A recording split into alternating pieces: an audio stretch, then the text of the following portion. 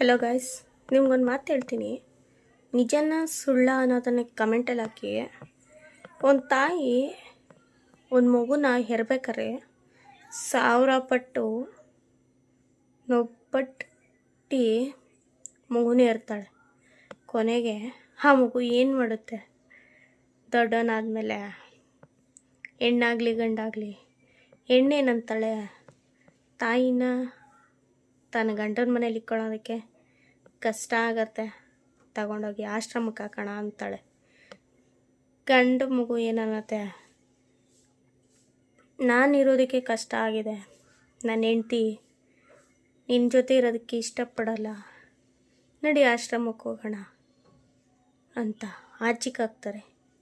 ಆ ತಾಯಿ ಇರ್ಬೇಕಾರೆ ಹೆಣ್ಣಾಗತ್ತಾ ಗಂಡಾಗತ್ತಾ ಅನ್ನೋದು ತಿಳಿದು ಮಗು ಮಾಡ್ಕೊತಾಳ, ಅಥವಾ ತನ್ನ ಸ್ವಾರ್ಥಕ್ಕೋಸ್ಕರ ಹೋಗಲಿ ಮಗುನಿರ್ತಾಳ. ಇಂತಕ್ಕೆ ಮಗು ಇರ್ತಾಳೆ. ಅವಳು ತಾನು ಹೆಣ್ಣಾಗಿ ಅಮ್ಮ ಅಂತ ಕರೆಸ್ಕೊಂಡು ಆವಾಗ ಅವಳು ಹುಟ್ಟಿರೋದಕ್ಕೆ ಸಾರ್ಥಕವಾಗುತ್ತೆ ಅನ್ನೋ ಉದ್ದೇಶಕ್ಕೆ ಮಾತ್ರ ಅವಳು ತಾಯಿ ಆಗೋದಕ್ಕೆ ಕಾರಣ ಆಗೋದು. ಸುಮ್ಮನೆ ಎಲ್ಲರೂ ತಾಯಿ ಆಗೋದಕ್ಕೆ ಸಾಧ್ಯ ಇಲ್ಲ ಫ್ರೆಂಡ್ಸ್. ಯಾಕೆಂದರೆ ಒಂದು ತಾಯಿ 9 ತಿಂಗಳು ಹೊಟ್ಟೆಲಿ ಇಟ್ಕೊಂಡು ತನ್ನ ಮಗುನ ಸಾಕ್ಬೇಕಾದ್ರೆ ಎಷ್ಟು ಕಷ್ಟ ಆಗುತ್ತೆ ಅನ್ನೋದನ್ನು ಯಾರಿಗೂ ಗೊತ್ತಿಲ್ಲ.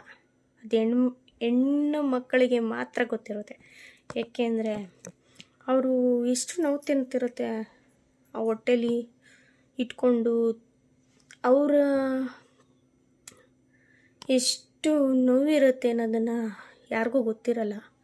ಆದ್ರಲ್ಲೂ ಅವ್ರ ನೋವು ಇಟ್ಕೊಂಡು ಯಾರಾದ್ರೂ ಹೇಳ್ಕೊಳ್ದಿರ ಆ ನೋವು ತಿನ್ಕೊಂಡು 9 ತಿಂಗಳು ಹೊಟ್ಟೆಲಿಟ್ಟು ತಿನ್ನೋದನ್ನು ತಿಂದು ತಿನ್ನಬಾರ್ದನ್ನು ಬಿಟ್ಟು ಇಷ್ಟಾದ್ರೂ ತಿನ್ನೋಕ್ಕಾಗದಿರೋಂಥ ಪರಿಸ್ಥಿತಿ ಅಂದು. ಇವಾಗ ತುಂಬ ಇಷ್ಟಪಟ್ಟಿರುವಂಥ ಒಂದು ಆಹಾರ ಇರುತ್ತೆ, ಈಗ ತಿನ್ನಬೇಡ 3 ತಿಂಗಳಾಗಲಿ, ಆವಾಗ ತಿನ್ನಬೇಡ 6 ತಿಂಗಳಾಗಲಿ ಅಂತ ತಡೀತಾರೆ. ಮತ್ತು ಅವಳು ಇನ್ಯಾವಾಗ ತಿನ್ನಬೇಕು? ಬೈಕೆ ಅಂತಾರೆ. ಬೈಕೆ ಇದ್ರೂ ತಿನ್ನುವಂಥ ಪರಿಸ್ಥಿತಿ ಇರಲ್ಲ ತಾಯಿಗೆ. ಆ ಥರ ಪರಿಸ್ಥಿತಿನೆಲ್ಲ ಎದುರಿಸಿ ಮಗುನ ಎಲ್ಲ ಯಾರ ಕೈ ಹಿಡಿ ಬಿಡ್ದಂಗೆ ತಾಯಿ ಸಾಕ್ತಾಳೆ.